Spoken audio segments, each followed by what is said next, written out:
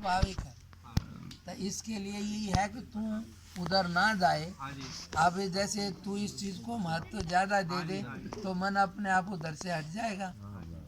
समझ में आया कि नहीं? जैसे आज तुमने वहाँ जाना है, मन से कहा और फिर कहा नहीं उधर नहीं जाना, आज इधर जाना है, फिर मन उधर की बात करेगा? फिर नहीं करेगा। अगर ना भाई आज कोई सुनवाई होनी नहीं। ये तो तुम्हारे ऊपर है, तुम महत्व किसको देते हो। जिस चीज को तुम ज्यादा महत्व दे दोगे मन उधर ही चलेगा। अब उधर जा रहा था, तुमने इधर भाव देख के इधर महत्व दे दिया तो इधर आ गए। ऐसे ही जिस चीज को भी महत्व दोगे मन उधर चल पड़ेगा। अब तुम परमात्मा को महत्व दो तो उसकी तरफ चल पड़ेगा, दुनिया को महत्व दो तो उधर चल पड़ेगा। इसलिए स्टीयरिंग है, जिधर भी घुमाओगे उधर गाड़ी हो जाएगी। मन तो ऐसे ही है। शंकर भगवान क्या कहते हैं, भगवान को ऊपर रखो, सबसे ऊपर गंगा जी अर्थात, और दुनिया को नीचे, तो वो उसको ऊपर रखते हैं। और दुनिया पैसे और परिवार को ऊपर रखती है। उनमें गड़बड़ नहीं आना, भगवान में गड़बड़ हो जाए तो चलेगा। आज की पूजा छुट्टी बाकी, और वो भाई घरवाली नाराज हो जाए हो जाओ, बच्चों के लिए मकान नहीं है चलेगा, पेड़ के नीचे काम चला लो, पर भजन नहीं छोड़ना। वो उसको ऊपर रखते हैं। तो इसलिए जो जिसको ऊपर रखता है।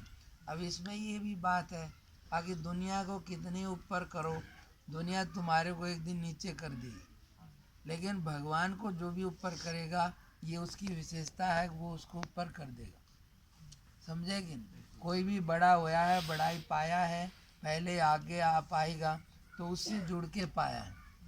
उससे जुड़ के कोई भी बड़ा होया है, बड़ाई पाया है। उसके बगैर ना किसी ने बड़ाई पाए ना। दुनिया के चक्कर में तो जो पड़ेगा, दुनिया तो बाद में जो भी इसके चक्कर में पड़ेगा उसको जेल देगी या फिर पागल खाना देगी।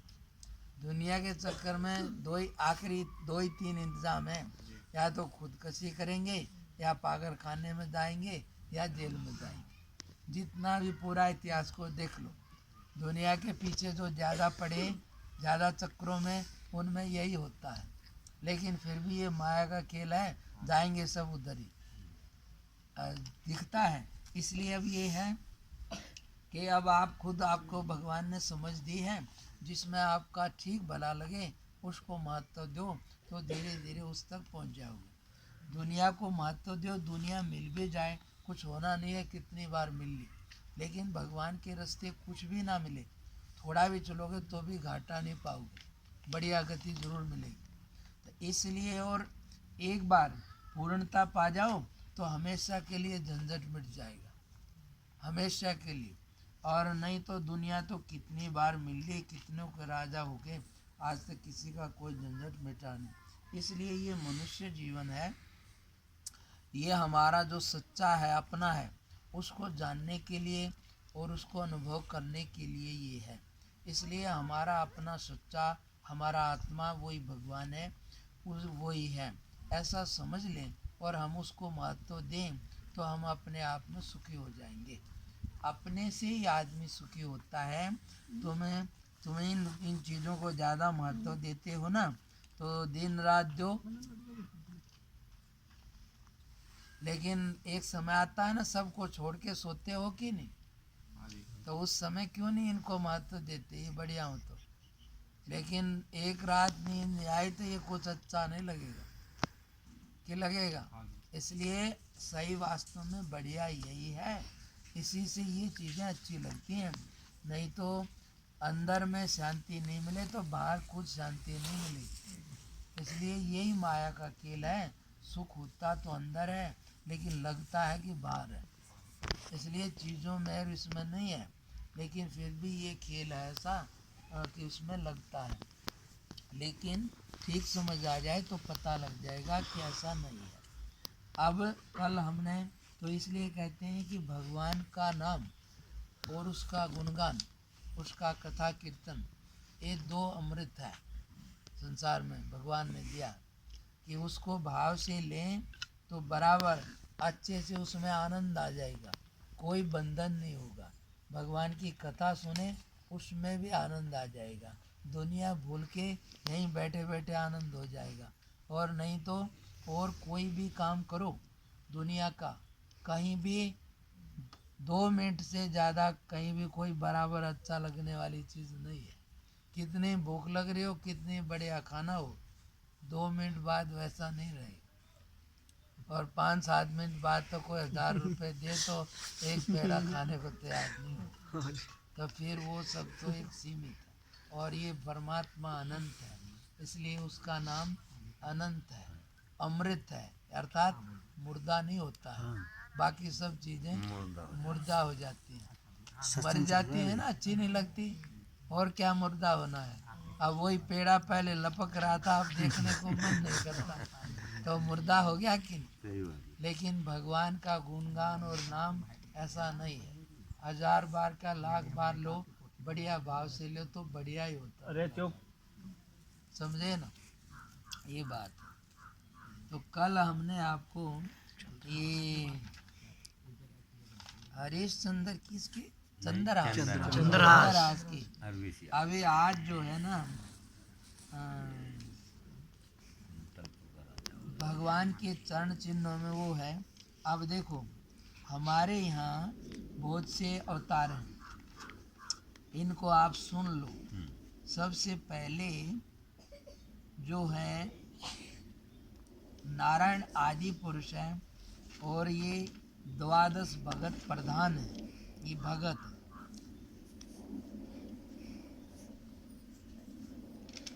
विधि, विधि जानते हो, विधान से सब चलता है, इसलिए उसको विधाता बोलते हैं। विधि यानी ब्रह्मा जी, पहला अवतार ब्रह्मा जी का। दूसरा भगत नारद जी, उससे आए श्री नारद जी। तीसरा श्री उमापति शिव जी, ये अपने स्वयं प्रकट हुए। शंकर यानी कि ब्रह्मा जी के मस्तक से उनको गुस्सा हो रहा था। श्री सनक, श्री सनंदन, ये 4 हैं पुराने, लेकिन है ये 5 वर्ष के। सनक, सनंदन, सनातन, सनत कुमार, ये इसको बोलते हैं 4। ये बाल स्वरूप हैं, सबसे पुराने हैं बहुत, लेकिन ऐसे हैं जैसे 5 वर्ष के बालक हो। तो ये माया इन पर असर नहीं करती है। क्यों? क्योंकि ये इनको एक व्यसन है। जब भी इकट्ठे होंगे भगवान की कथा करेंगे, और नहीं तो सब उसका कीर्तन। कौन सा कीर्तन करते हैं ये? बोलो 2 मिनट। हरि शरणम, हरि शरणम, हरि शरणं हरि शरणं हरि शरणं हरि शरणं हरि शरणं हरि शरणं हरि शरणं हरि शरणं हरि शरणं हरि शरणं हरि शरणं हरि शरणं हरि शरणं हरि शरणं हरि शरणं हरि शरणं हरि शरणं हरि शरणं। ऐसी भी समस्या हो किसी को भी, कभी भी भाव से इतना ही बोले हरि शरणम, तो तुरंत उसको आराम मिलने लग जाएगा। क्योंकि भगवान सब प्रकार की उलझनों से परे है, इसलिए ये यही कीर्तन करते हैं, और इससे कोई भी बाहर का विकार इन पर असर नहीं करता। जैसे परमात्मा सब प्रकार की उलझन बंधनों से परे है, ऐसे ही उसका नाम। इसलिए जो भी भगवान का स्मरण कीर्तन करते हैं तो उन पर विकारों का, कली का, और जो भी विकार राक्षस क्या होते हैं, क्रोध, लोभ, लालच, यही राक्षस होते हैं। बाकी आदमी कोई ऐसा नहीं होते कि इनके अलग सींग पूछ होते हैं। वही आदमी कभी राक्षस स्वरूप हो जाता है, और वही कभी देव स्वरूप हो जाता है। इसलिए इसको लेकर के बोलते हैं कि ये बराबर भगवान का शरण में और रहने से ऐसे ही हैं, बिल्कुल 5 वर्ष के बच्चे जैसे, और हैं बहुत समय के। तो इन पर कोई भी काल का, किसी चीज़ का असर नहीं होता। तो 4 ये हैं, और श्री कपिल देव जी, यानी कि हमने पीछे कथा सुना है हो, यानी कि जो गंगा सागर में मेला लगता है, कपिल देव होती के भगवान हुए। और महाराज श्री मनु जी, यानी कि मनु जी और श्री प्रहलाद जी नरसिंह दास, पिता श्री जनक जी महाराज, यानी कि एक श्री प्रहलाद जी नरसिंह दास, पिता श्री जनक जी महाराज, यानी महाराजा जनक जिसका भगवान ने गीता में भी नाम लिया। श्री भीष्माचार्य जी, भीष्म पितामह। श्री बलि जी, बलि राजा जिसको भगवान ने वामन रूप लेकर चल के पाताल में भेजा। और परमहंस श्री सुखदेव जी महामुनि, भागवत यानी भागवत के महामुनि, जिनको पैदा होने से ही, यानी कि ये नहीं है, पूर्ण अवस्था क्या होती है, आदमी औरों को दोष देते रहते हैं, लेकिन कमी हमारे अपने अंदर होती है। मैंने बताया ना, एक जगह हम जा रहे थे नदी किनारे, तो वहाँ पर जंगल भीलों की जगह, तो बिना कपड़े के रहते हैं। तो वो माता एक नहा रही है, तो उस पार तो करती है, हमारे को देखे बच्चे से हुई, तो आवाज़ आई तो हमने भी देखा। तो हम सोचे ये कैसे वो है, तो कोई बात नहीं, चलो जंगल हमें क्या करना। पर आगे गए तो देखा, यहाँ तो सब ऐसे ही, तेरे ही मन में गड़बड़ है। अर्थात हम अपनी कमी नहीं देख पाते, औरों की कमी निकालते रहते हैं। अर्थात हम कहेंगे ये ऐसा है वैसा है, लेकिन जैसे बुद्ध भगवान ने कहा और ये सुखदेव जी कह रहे हैं कि बोले एक ब्रह्म ही है, ऐसा कहना आसान, मतलब क्या लगा, लेकिन ऐसा होना, यानी कि जो वास्तविक ब्रह्म है, ये भागवत सुखदेव जी हैं, उनको ये नहीं है कि स्त्री है कि पुरुष है, ये भेद जिसका ख़त्म हो जाए उसके लिए ये बात है। और नहीं तो ये कितनी कोई बड़ी बड़ी बात व्याख्यान करें, लेकिन ये जल्दी हटता नहीं है। इसलिए ये तत्व की स्थिति बहुत दूर की बात है, इसलिए ये किसी को मिलती है। इसलिए बुद्ध भगवान से किसी ने कहा, अब यहाँ से एक बहुत सुंदर युवती गई है, देखी तुमने, वो बैठे थे रात में, तो वो बोले अब जब से मेरे अंदर का पुरुष मर गया, तब से मुझे कोई स्त्री नहीं दिखाई दी। ये तो अंदर में काम है, तो हमें दूसरी चीज़ दिखती है, और यदि हमारे अंदर नहीं हो तो फिर वो कुछ नहीं दिखता है। तो ये तो अपनी कमी है। इसलिए कहा कि महामुनि परमहंस श्री सुखदेव जी, जिसको ये है ही नहीं, कौन क्या है, दूसरे भी समझ जाते हैं, आगे इसको तो कुछ वो नहीं है। इसलिए कहते हैं भागवत।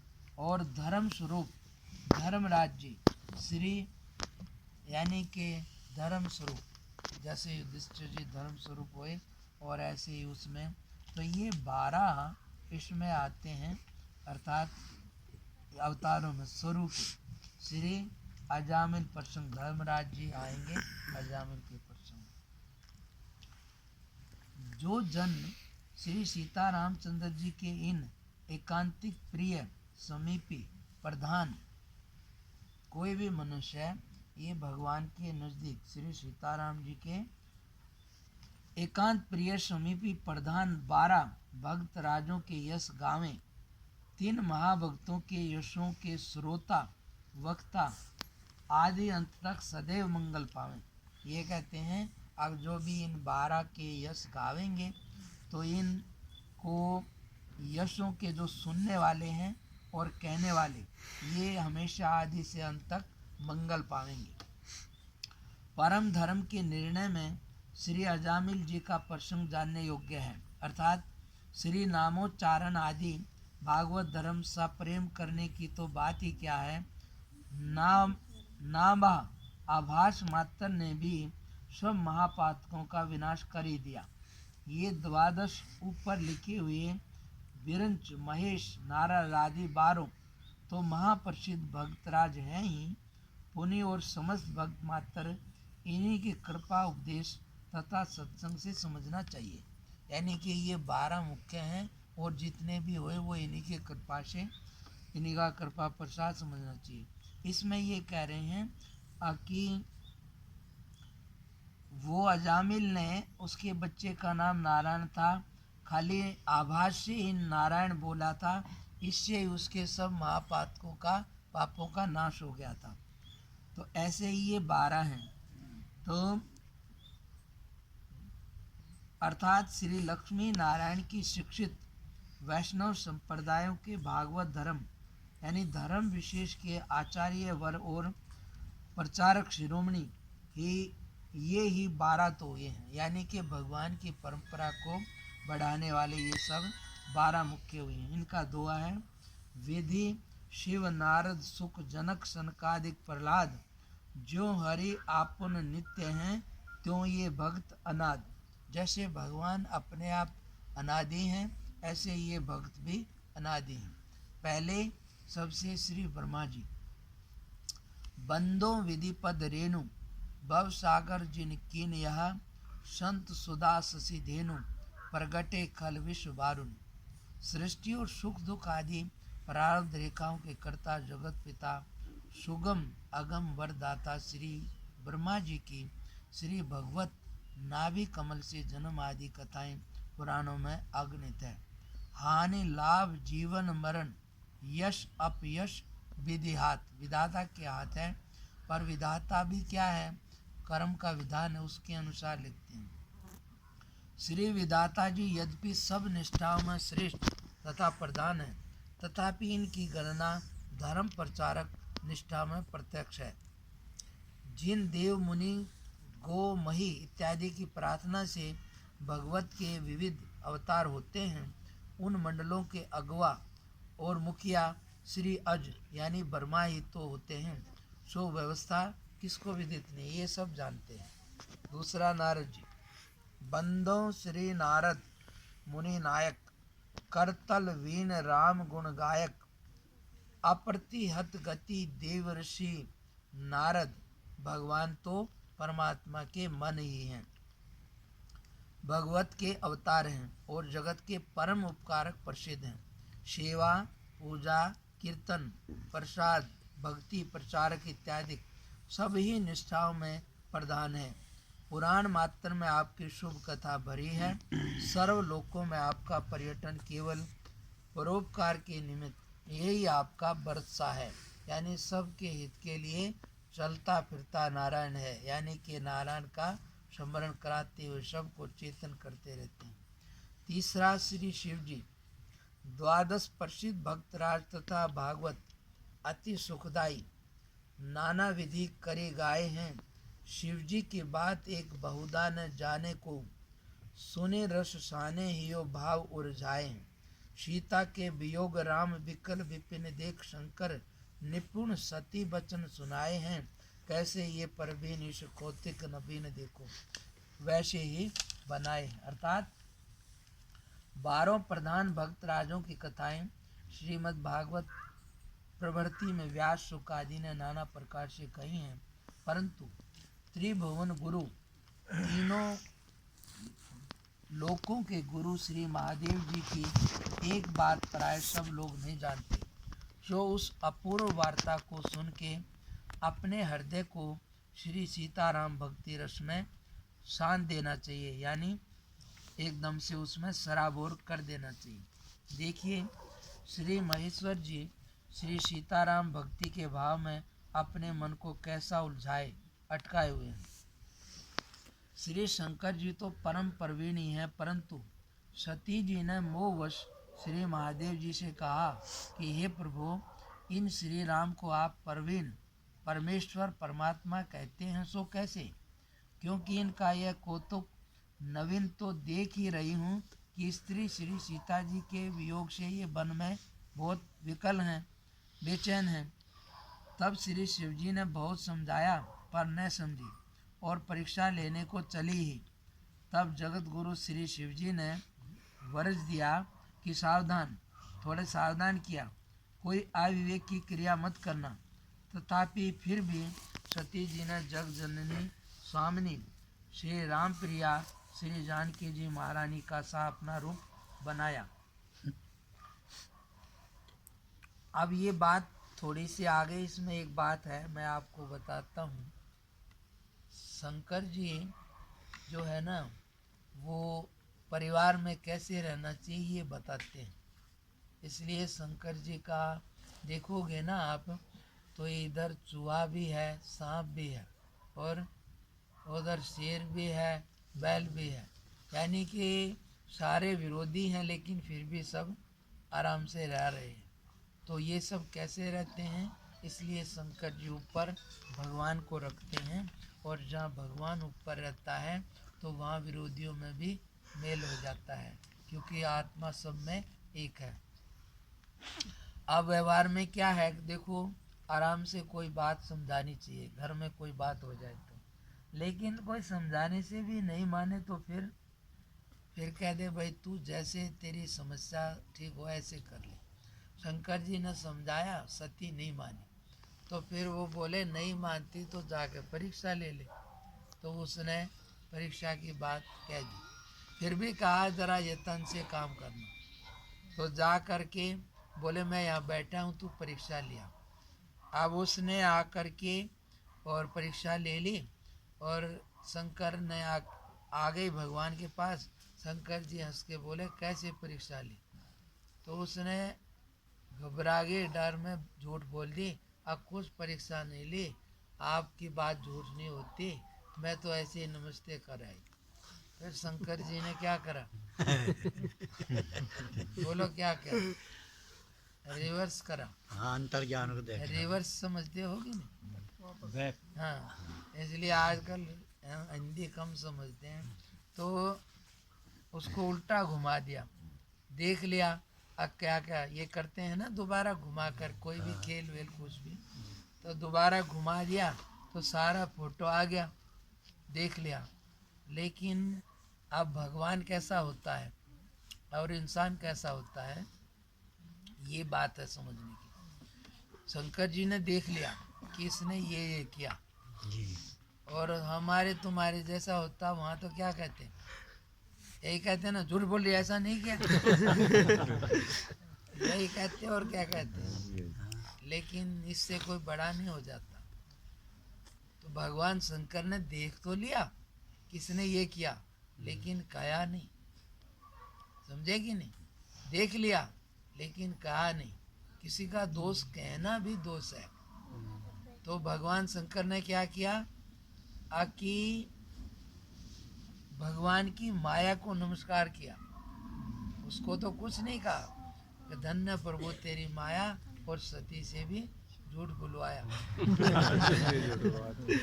मन में ही, उसको कुछ नहीं कहा, और उल्टा इसको दुख लगेगा, उसको बढ़िया कथा सुनाई, तो साथ में चल पड़े। लेकिन जब भगवान से बोला क्या करूं, अब भक्ति में विघ्न है, तो अब मन से इसको उतार दो, मन से हटा दिया। साथ में रहेगी पर अब पत्नी की तरह नहीं रहेगी, उसको हटा दिया। इसलिए कहते हैं, इसमें क्या बता रहे हैं शंकर भगवान, अब कुछ खटपट हो जाए तो बोलो, आके भाई आराम से समझा दो, फिर नहीं माने तो फिर उसका उपाय क्या है? उसका उपाय ये है जो शंकर भगवान बता रहे हैं, आके उसमें आता है, आके कब कहेंगे, आके शंकर जी ने बहुत तरह से समझाया, नहीं मानी, तो फिर बोले आके होए सोए जो राम रचि राखा, और को करी तरक बढ़ावे साथा। जब कोई सही बात नहीं सुनता तो फिर यही सोच लेना चाहिए कि परमात्मा की मर्जी कुछ और है, और वही होगा। इसलिए ज़्यादा तर्क करके बात बढ़ाओ मत। और उसके आगे क्या करें, जब कोई सही बात भी नहीं सुनता हो। कई ऐसे आते हैं कि महाराज सही बात भी सुनते ही नहीं घर में कुछ। मगर इसका हल अब आगे ये है, अगर जब कोई सही भी नहीं सुने तो उस समय हल ये है क्या, आखिर अस कहे जपन लगे हरि नामा, अर गए सती जहाँ प्रभु सुख धामा। ऐसा कह करके शंकर जी भगवान का स्मरण करने लग गए।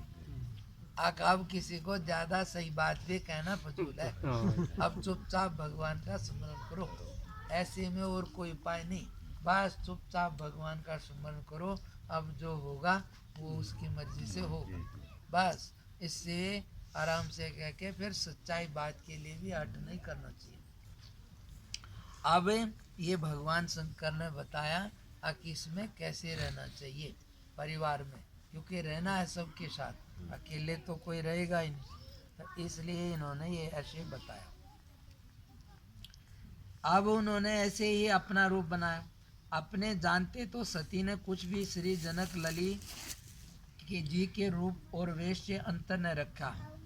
उसने ऐसा ही बना लिया सती जी ने बिल्कुल, लेकिन फिर भी सर्वज्ञ श्री प्रभु उसको देख के मन में कुछ भी न लाए।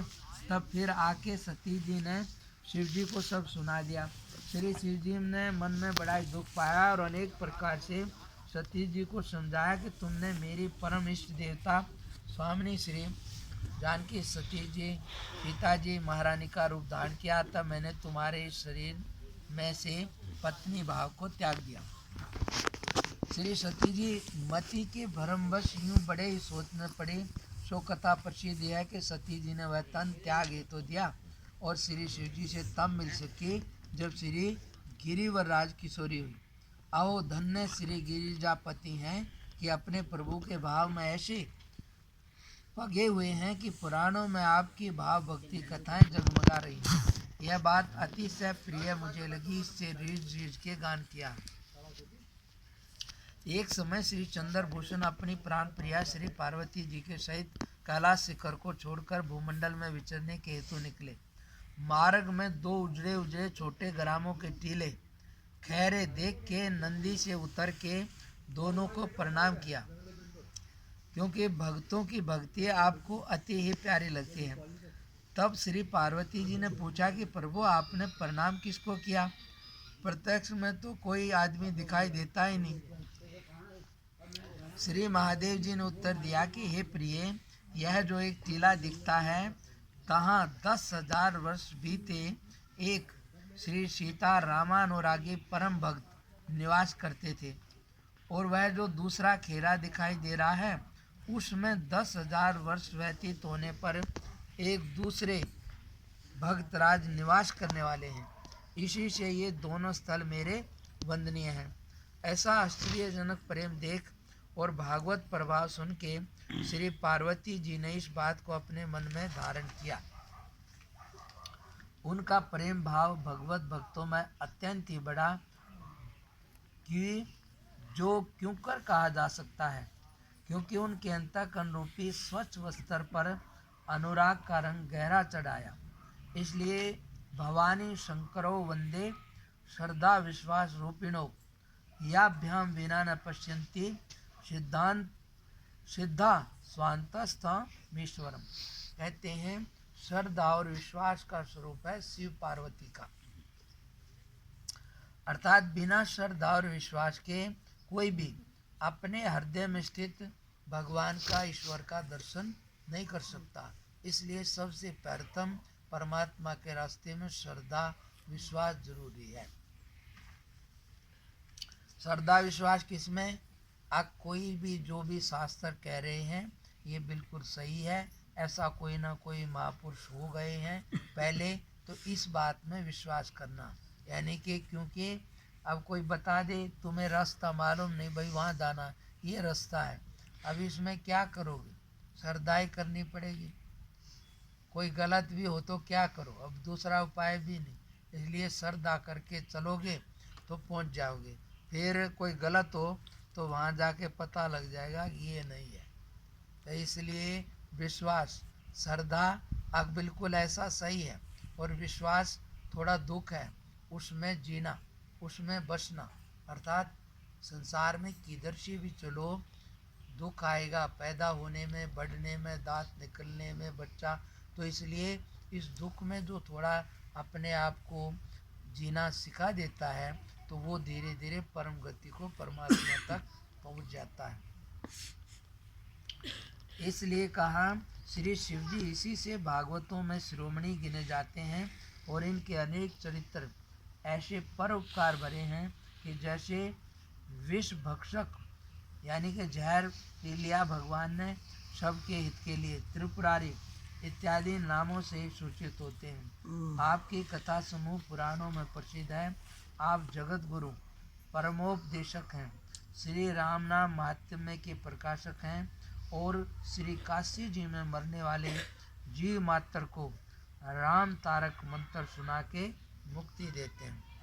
श्री सनकादि सनकादिक चारों भाई श्री सनक सनंदन, श्री सनंदन, श्री सनातन, श्री सनत कुमार श्री भगवत के अवतार और श्री ब्रह्मा जी के पुत्र हैं। इसलिए रामायण में भी आता है, जान समय सनकादिक आए, तेज पुंज गुणशील सुहाए, ब्रह्मानंद सदा लय लीना, देखत बालक बहु कालीना, रूप धरे जनु चारो वेदा, समदर्शी मुनि विगत विवेदा, आशा बसन बसन यह तिन्ही, रघुपति चरित होई तै सुनी, मुनि रघुपति छवि अतुल बिलोकी, भय मगन मन सके न रोके, बार बार स्तुति करी प्रेम सहित सिरुनाई, ब्रह्म भवन सनकादि के अति अभिष्ट वर पाई।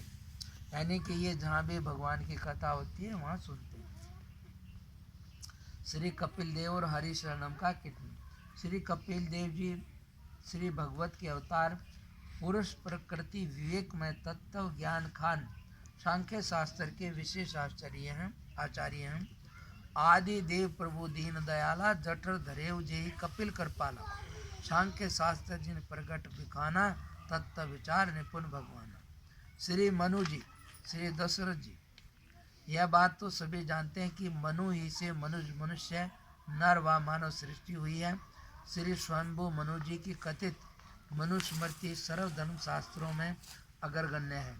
आपकी कठिन तपस्या, अलौकिक भजन, विलक्षण प्रीति तथा अनन्य भक्ति तो श्री तुलसी कृत रामायण, मानस, रामचरित बालकांड में प्रसिद्धि है कि जिन्होंने सर्वावतारी पर ब्रह्म को पुत्र करके प्रत्यक्ष सबको सुलभ कर दिया।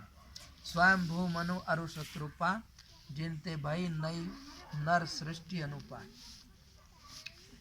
जासु सने संकोच बस राम प्रगट भय आई, जे हरे हिय नयन कबहु निरखे नहीं अगाई। जिनकी भक्ति के प्रेम वश होकर के भगवान प्रकट हुए, जिसको शंकर जी कितने समय तक देखते देखते रहकर भी अगाए नहीं।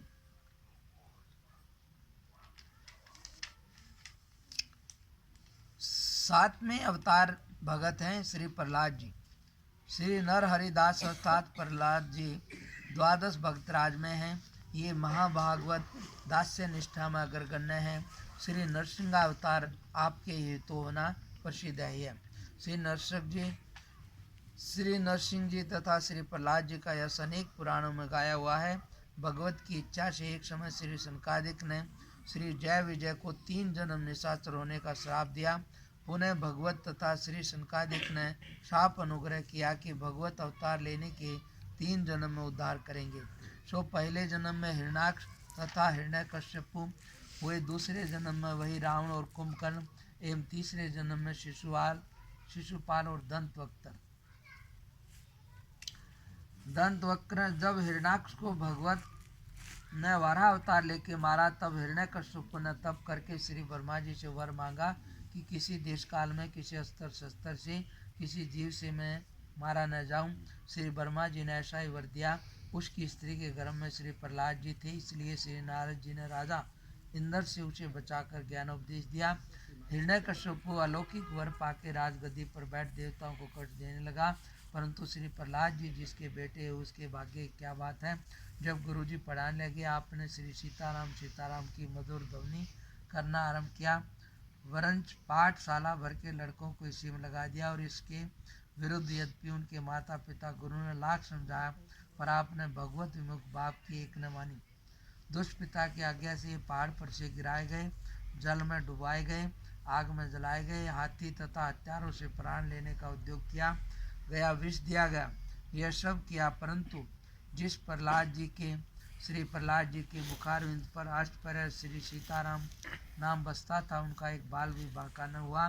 तब हिरण्यकश्यप खड्ग निकाल क्रोध से लाल हो आपसे पूछने लगा, बता तेरा रक्षक कहाँ है। तब आपने उत्तर दिया कि वह समृद्ध सर्वव्यापी है।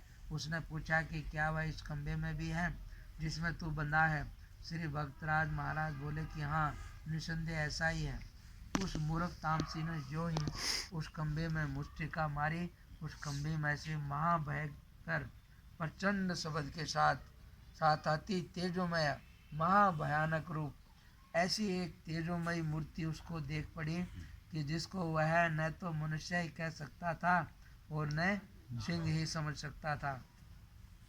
यह अद्भुत अवतार सायकाल समय वैशाख शुक्ल चतुर्दशी को भगवत्सल भगवत ने श्री प्रहलाद जी के निमित्त लिया। मुल्तान में जो कि उक्त कनक कशिपु की राजधानी थी, बहुत काल तक लड़ाई होती रही।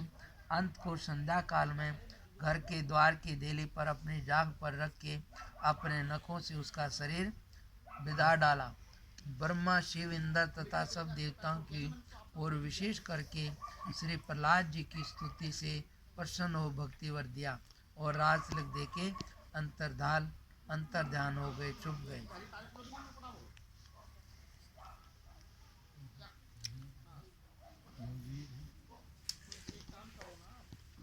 प्रेम बदो प्रहलाद को जिन पाहन तय परमेश्वर काढ़े। श्री प्रहलाद जी के राज में भगवत भक्ति कैसी फैली, इसका कहना ही क्या है। श्री भगत की भगत वत्सलता की जय हो। प्रहलाद भगत की जय हो। राज ऋषि जनक जी महाराज। पिता श्री जनक जी महाराज योगी राज की महिमा वर्णन कर सके ऐसा त्रिभुवन में कौन है। श्रीमद् भगवत गीता में भगवत ने प्रसंगतः आप ही का नाम कहा है। जिनके ज्ञान वैराग्य रूपी प्रचंड प्रभाकर को देख श्री सुखदेव आदि ऋषिवरों के भी हृदय कमल विकसित होते थे। जासु ज्ञान रवि भवि निशी नाशा बचन किरण मुनि कमल विकासा। आपका सौहार्द निष्ठा की बात ही क्या। जगजननी महारानी श्री जानकी जी ने ही जिनको स्वयं अपना पिता मान लिया और प्रभु ने भी पितु कौशिक वशिष्ठ समझाने। श्री भीष्म जी। श्री भीष्म आचार्य को बहुतेरे महर्षियों ने धर्म कर्म निष्ठा में लिखा है। श्री भीष्माचार्य जी 8 वसुओं में से एक वसु के अवतार हैं। इनकी माता साक्षात श्री गंगा जी और पिता महाराज शंतनु जी हैं। इनकी प्रशंसनीय कीर्ति महाभारत इत्यादि में देखने ही सुनने योग्य है। ज्ञान वैराग्य भक्ति और धर्म शास्त्र के बड़े ही विज्ञ आचार्य हुए हैं। बड़े ही परोपकारी थे। यहाँ तक कि महाभारत की कठिन लड़ाई में श्री युधिष्ठिर महाराज के लिए अपने मरने का उपाय आप ही बता दिया। आपने बाण सैया पर शयन किया और परव नीति व्याख्या की। महाभारत में भगवान अपनी प्रतिज्ञा छोड़ के महाभागवत श्री भीष्म जी के परण को पूरा करने के निमित्त अपने भगत अर्जुन जी के हितार्थ रथ का चक्कर लेकर भीष्म जी पर दौड़े। यहाँ तक भक्त वत्सलता भगवत की देखी, अर्थात इनकी भक्ति इतनी बड़ी थी कि भगवान ने अपना हथियार न उठाने का वचन छोड़ दिया और इनका वचन कर दिया। इन्होंने वचन दिया कि मैं हथियार उठवा दूंगा, तो इसकी भक्ति बड़ी थी। 52 दिन पर्यंत सरसैया पर रह के संत और भगवंत के समागम में सामने भगवान थे, प्राण परित्याग किया। श्री कृष्ण भगवान के सामने ही परम धाम को गए। भीष्म पितामह की भक्ति की जय हो।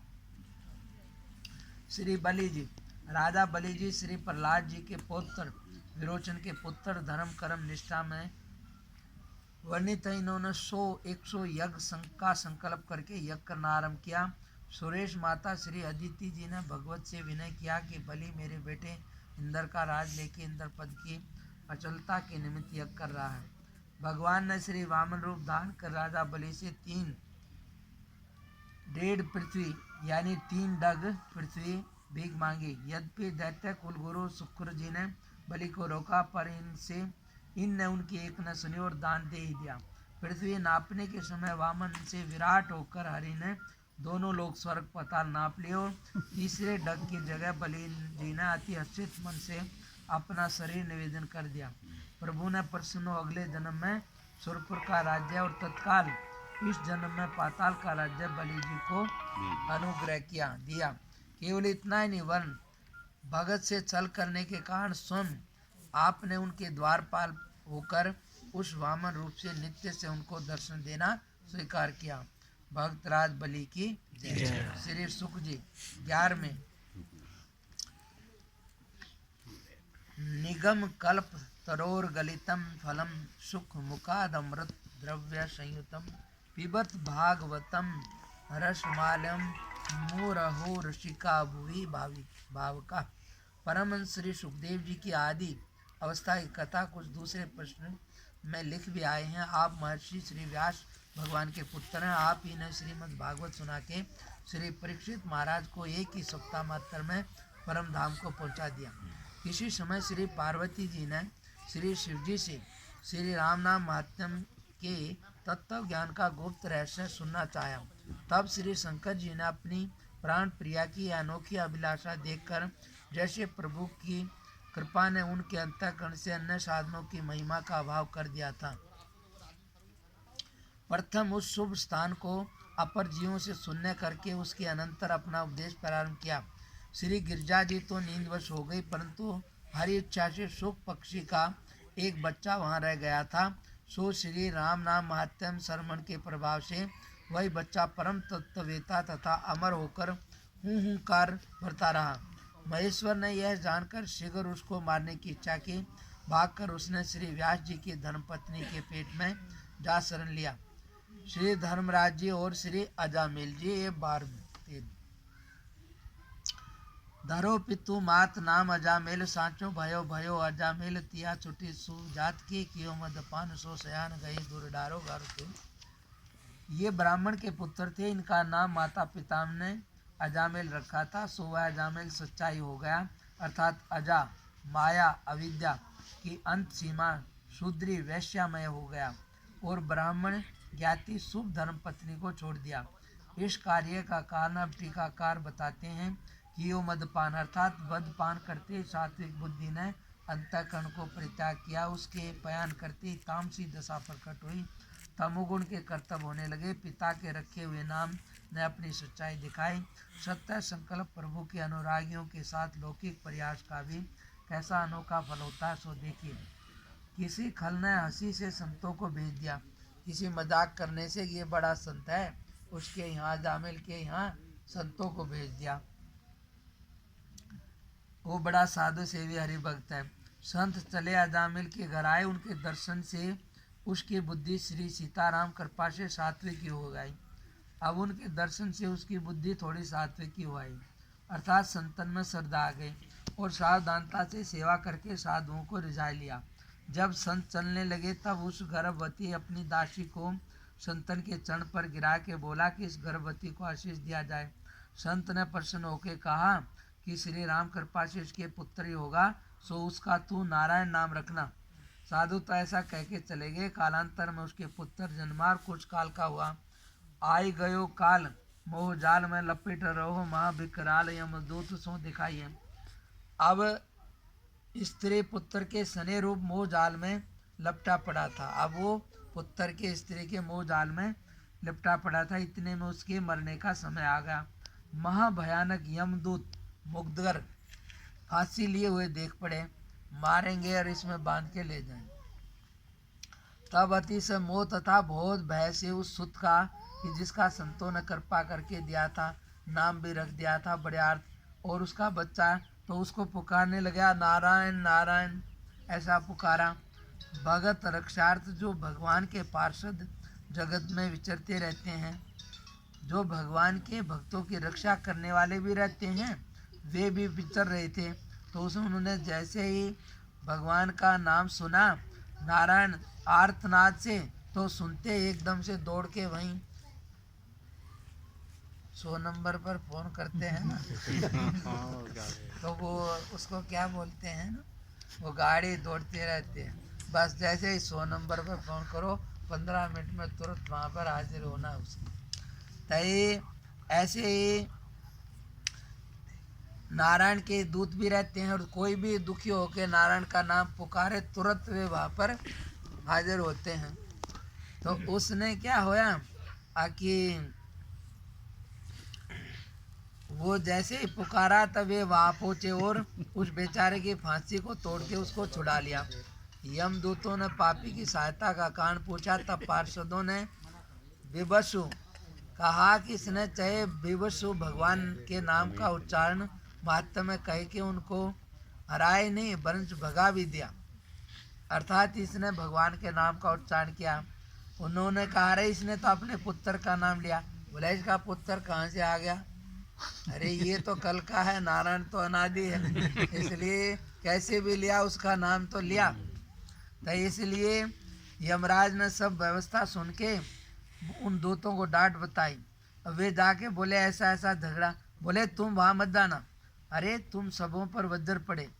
उनकी बात सुनी तो मेरी बात समझ के चित्त में अच्छे से दृढ़ करके गाई रखो कि कोई कहूँ कैसा ही पापी क्यों न हो, परंतु यदि वह किसी प्रकार से भगवान के नाम का उच्चारण करे तो तुम वहाँ भूल के भी कभी मत जाना, धोखे से भी। तो जहाँ तो तुम्हारा वहाँ मेरा भी कोई प्रयोजन ही नहीं, वहाँ जाएंगे तो हमें भी आफत आ जाएगी। उनको तो भगवान का भगत ही जानना। प्रिय पाठक, नाम का महत्तम तनक चित्त लगा के देखिए, अर्थात भगवान के नाम की कितनी महिमा है, इसको समझ लो। इसलिए रात में सोते समय और उठते ही सब दुनिया को छोड़ के इसको रखोगे तो अंत में बढ़िया गति पा जाओगे। कहते हैं, विवसु न चाहते हो जासु नाम नर कहीं, जन्म अनेक संचित अगदही, सादर सुमिरन जे नर करही, ते गोपदेव भवन दितरही। जो भयभीत होकर बेबस नाम लेते हैं उनके भी अनेक जन्मों के पाप कट जाते हैं, और जो सागर से स्मरण करे उसके लिए तो संसार सागर गऊ के खड्डे के समान हो जाता है। इसलिए कहते हैं, मोचित वर्ती नित्य राह जो है नारायण पद पार्षद।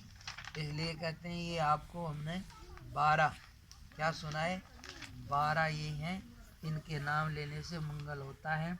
मेरे चित्त की वृत्ति सर्वदा तहाँ रहे कि जहाँ श्री नारायण जी के पद पंकज से भी पार्षद हों, कि जो मंगल के करने वाले, संसार रूपी महारोग के हरने वाले, करुणा के शतान, विनीत और भावयुक्त भक्तों के प्रतिपालक हैं, जो श्री लक्ष्मीपति जी की सेवा करके उनको प्रसन्न करने में परम प्रवीण हैं, तथा जो भजनानंद भक्तों की हृदय हैं, यानी उनके जगह हैं, अर्थात सब में श्रेष्ठ सीमा रूप हैं। वे श्री विश्वक्सेन जी, श्री सुसेन जी, श्री जय जी, श्री विजय जी, श्री बल जी, श्री प्रबल जी, श्री नंद जी, श्री सुनंद जी, श्री भद्र जी, श्री सुभद्र जी, श्री चंड जी, श्री प्रचंड जी, श्री मुकुंद जी, श्री कुमुदाक्ष जी, श्री शील जी, श्री सुशील जी, ये मुख्य पार्षद। मुख्य पार्षद कहे 16 स्वभाव सिद्धि सेवा, ये 16 मुख्य पार्षद हैं। सेवा ही की रिद्धि ही राखिए, कहो जो श्रीपति नारायण के परिण प्रवीण माँ ध्यान करे पलवन।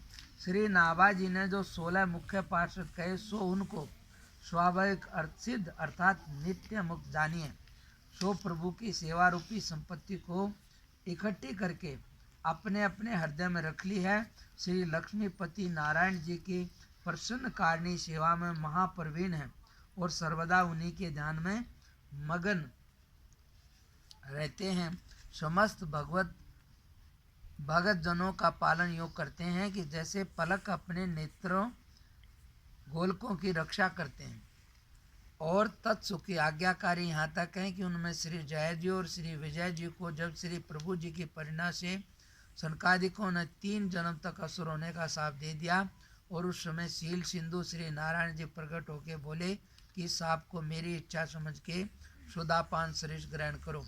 तब इतना सुन कहा कि जो ये आपकी इच्छा है तो हमको सहस्र सुधा समान है। इससे सेवक धर्म की रीति हद सीमा है, क्योंकि नित्य सेवा का सुख छोड़ के आपकी आज्ञा से प्रसन्नता पूर्वक प्रतिकूलता को अर्थात असुर भाव को अंगीकार किया, ऐसे रंगीले सेवक हैं। हरि वल्लभ सब प्रार्थो जिन चरण रेणु असादरी। श्री हरि के समस्त परम प्रिय श्री प्रभु पद प्रीति प्राण भक्तों की प्रार्थना करता हूँ कि जिनके चरण रज का आसरा संसार सागर के तरने के हेतु अपने हृदय में रखे हुआ हूँ।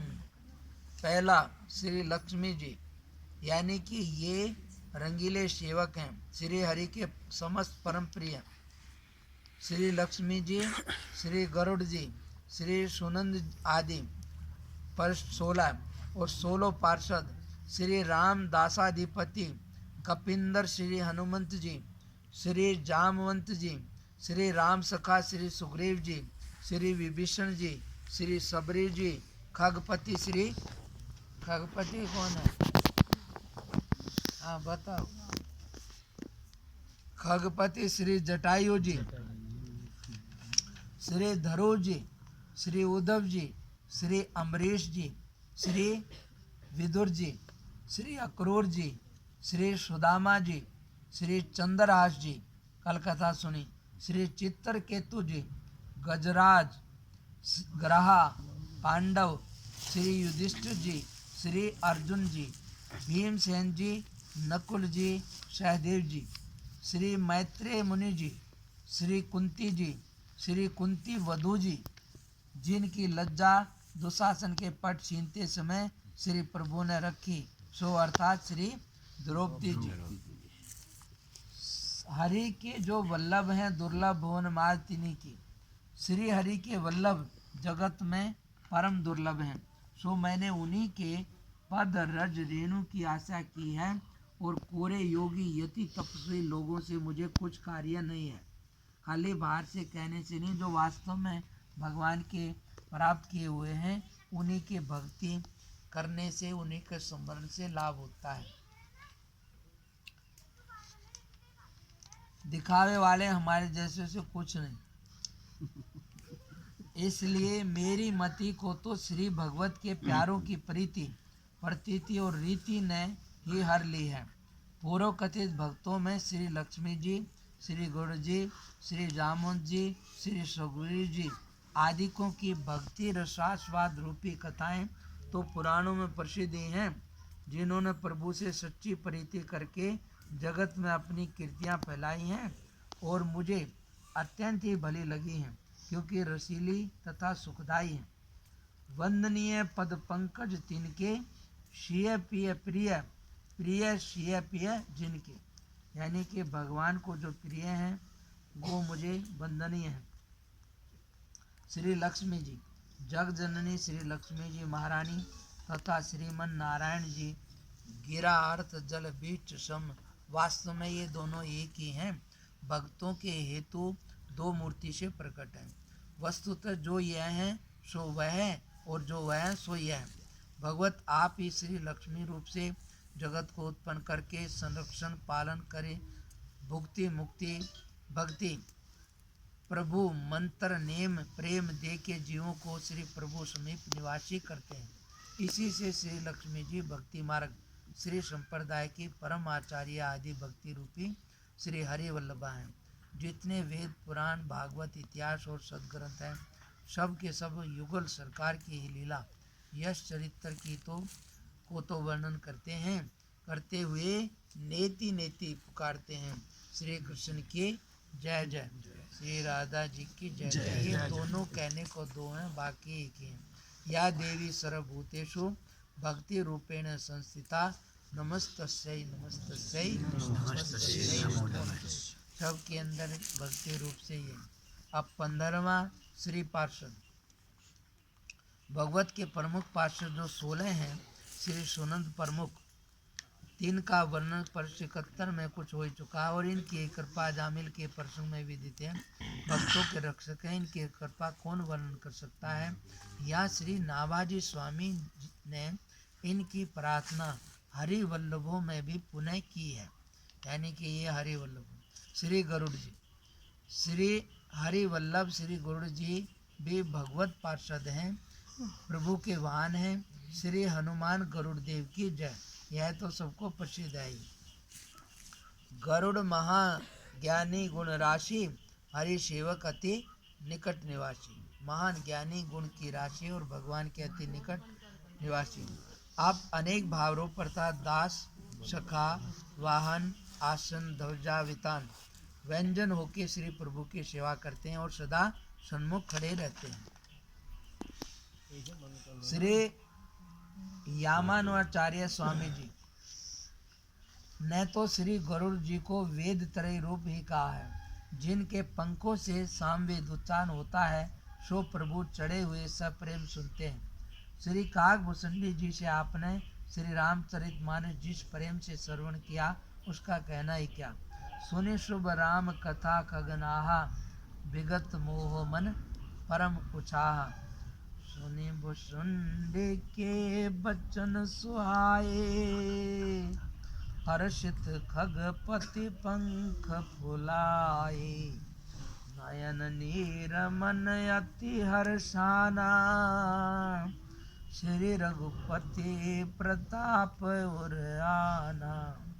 पुनि पुनि काग चरण सिरुनावा, जाने राम सम प्रेम बढ़ावा। काग चरण सिर नाय करे, प्रेम सहित मति धीर। गरुड़ गयो बैकुंठ तब, हृदय राख रघुबीर सिया। वर राम जय जय राम, मेरे प्रभु राम जय जय राम। करो कल्याण जय जय राम, रमापति राम जय जय राम। मंगल भवन मंगलहारी, सर्वौ सुदशरथ श्री राम जय राम जय जय राम। श्री राम जय राम जय जय राम। श्री राम जय राम जय जय राम। श्री राम जय राम जय जय राम। श्री राम जय राम जय जय राम। श्री राम जय राम जय जय राम। और इनका बल पराक्रम भक्ति चरित्र के वर्ण में तो महाभारत एक सोपन पर्व ही प्रसिद्ध है। श्री वाल्मीकि युद्धकांड में श्री वैनतेय जी ने जिन वल्लभा श्री सीताकांत जी से स्वयं कही कि हे ककुत्स कुलभूषण जी, मैं आपका सखा हूँ, परम प्रिय बाहर का विचरने वाला आपके प्राण हूँ। यह नर नाट्या नागपाश बंद लीला सुन के निजशक्य सेवा निवेदन करने को आया हूँ। श्री रामदूत हनुमान जी। पवन तनय बल पवन समाना, बुद्धि विवेक विज्ञान निधाना। महावीर बिनवो हनुमाना, राम जासु जस आप बखाना। रतन अपार सार सागर उधार किए लिए हित आज के बनाई माला करी है। कहते हैं विभीषण ने सागर से निकाले हुए जिन रत्नों में अपार सार अर्थात अति प्रकाशयुक्त अमूल्यता थी, वे रतन तीनों लोकों के देव भूप नागों के मस्तकों के महामुख्य भूषण थे। तिनको जीत के रावण ने बड़े चाव से अपने कोष में रखा था। समझ में आया कुछ? नहीं आया? हाँ जी लाला जी जाना है, ठीक है पधारो। प्रसाद रख जाओ, चाहे मंदिर में रख जाओ, इसको दे दो। मोहित ले लो भाई। इतनी जल्दी क्यों कर रहे हो? सागर में से निकाले हुए जिन रत्नों में अपार सार अर्थात बहुत तेज प्रकाश था और अमूल्य रत्न थे, वे रत्न तीन लोकों के देवभूप यानी जो सब नाग विशेष थे ना, उनके मस्तकों के महामुख्य भूषण थे, जिनको रावण ने जीत के बड़े चाव से अपने कोष में रखा था।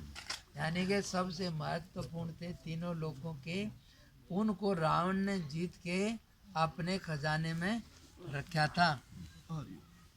उन्हीं रत्नों को बड़े हित से चाह से, उन्हीं रत्नों को बड़े श्रद्धा भक्ति से चाह से विभीषण ने माला बना के सब सुख साज युक्त महाराज श्री रघुनाथ जी को भक्ति पूर्वक भेंट दी। वो श्री भगवान श्री राम जी को वो सबसे महत्वपूर्ण उनकी माला बना के भेंट दी। उन महामनोहर माला को देख के सभा भर के लोगों को उसकी अथाह चाह उत्पन्न हुई। सब ने देख के यार बहुत ही माला को देख के सभा के सब लोगों की अवगा बहुत ज़्यादा चाहना उत्पन्न हो गई। वो ऐसी चीज़ तो मेरे को मिल जाए, सारा नहीं तो एक मन का ही मिल जाए, ऐसा हो गया। श्री जानकी जीवन ने देखा कि इस माला ने तो हमारे सब निष्काम भक्तों के मन को भी कामना वाला बना दिया। हमारे सब भगत सब कामनाओं से परे थे, पर उन सब को भी कामना आ गई इस माला को देख के। तो इससे सबको चाह रहित करने के लिए, इससे सबका मन हटाने के लिए, चाहना रहित करने के लिए श्री हनुमान जी, कोई कहता है सीता जी को दे दिया। सीता जी ने वो माला हनुमान जी के गले, यानी वो माला हनुमान जी को दे दी। तो कहते हैं कि भगवान ने चाह हटाने के निमित्त श्री हनुमान जी के गले में वह माला पहरा दी। अब श्री मारुति जी तो प्रभु के रूप अनूप के अवलोकन से छके अपना आप भी विसारे हुए थे, यानी कि वो तो भगवान के अनुपम रूप को दर्शन में इतने मस्त थे कि उनको यही पता नहीं मैं कहाँ हूँ। अब लेकिन जैसे ही माला उनके कंठ में पड़ते ही मणियों के सौंदर्य को देखकर और उसमें कहीं श्री राम नाम न देखकर आपकी मति बुद्धि उकला उठी। उन्होंने जैसे ही माला पड़ी देखा बहुत सुंदर है, पर इसमें राम जी तो कहीं नहीं है। तो इसलिए राम नाम न देख कर तो बोले यार ये क्या पड़ा, और विचार किया कदाचित। तो फिर सोचने लगे यार इतनी बढ़िया है, चमक रही है, हो सका है शायद भीतर हो, बाहर नहीं दिखे। आखिर में भाई अपना जैसा भेस ले वैसा नाटक भी तो करना पड़ता है। अब बंदर बन रहे हैं तो बंदर जैसी लीला भी दिखाएंगे। तो सोचा शायद इसके भीतर होगा। तो वो बंदर उसार होता है, बादाम डाल दो ना, उसके छिलके समेत होता है ना सख्त, तो तोड़ता है, उसको पता है इसके भीतर होगा। तो इसलिए कई बार उसके दांत से नहीं टूटता तो छोड़ देता है, फिर भी दबाता है 2-3 बार। तो कोई सख्त होता है, कोई नरम हो तो टूट जाता। मूंगफली को फट तोड़ के खा लेता है। सिंगाड़ा गिरा था जी मैंने एक बार, सिंगाड़ा पहले फोड़ा जी ने जब अंदर से निकाला। हाँ ये बात और क्या, इसलिए वो सब का बुद्धि में ऊपर है। तो इसने जैसे ही किया तो उन्होंने सोचा, आखिर विचार किया कदाचित इसके भीतर हो सकता राम जी अंदर हो। इस हेतु से उस माला के एक मणि को फोड़ के आपने देखा तो उसको तोड़ दिया। तो भीतर भी राम नाम नहीं पाया। तब ये विचार कर कि यह तो शरीर रहित हो चुकी, इसमें कुछ दम नहीं है, ये तो भगवान के बिना की है, इसलिए छोड़ो। उस मणि को डाल दिया। इसी प्रकार से एक एक मणि को फोड़ फोड़ के देख फेंकने लगे। एक एक को देख ले यार, कोई फालतू न चली। इसलिए ये कौतुक देख के सब सभा चकित हुई और श्री विभीषण जी बोल उठे, अकरे कपिवर जी, आप इन अमूल्य मणियों को फोड़ फोड़ फेंक क्यों रहे हैं? कपि जाति स्वभाव से ही। तो विभीषण जी से रहा नहीं गा, तो बोले कि आप क्यों फोड़ रहे हैं? बंदर स्वभाव के कारण क्या? अब बंदर का स्वभाव ना देख ले, आगे इसमें कोई और भी मतलब है। तब श्री सीताराम संपत्ति के धनिक, अब हनुमान जी की संपत्ति है श्री सीताराम जी, बस यही धन है उनका। तो इस धन के वे धनिक है। श्री अंजनी नंदन जी ने उत्तर दिया कि श्री राम नाम से हीन ये मणि मेरे काम की नहीं। बोले ये राम, मेरा धन तो श्री राम नाम है और ये उसके बिना इसलिए मेरे काम की नहीं। यह सुन श्री विभीषण जी ने पूछा पुनः कि आपके शरीर में भी तो श्री राम नाम दिखता नहीं, फिर क्यों उसे रखे हुए हो? भाई आपके शरीर में भी तो राम नाम नहीं दिख रहा, फिर क्यों रख रहे हो? इतना सुनते ही हनुमान जी को जोश आ गया और अपने नखों से अपने दिव्य विग्रह की त्वचा खोल के दिखाया और जो उनका दिव्य शरीर था उसको खोल दिया, फाड़ दिया। तो खोल के दिखाया तो उसमें तेजपूर्ण सूक्ष्म शब्द युक्त सर्वांग में संपूर्ण अंग में श्री राम नाम सबको देख पड़े। तो इसलिए उनके तेजों में सूक्ष्म शब्द युक्त यानी कि पूरे शरीर में शब्द से युक्त पूरे अंग में श्री राम नाम सबको देख पड़े और सबकी मति आश्चर्य में मगन हो गई।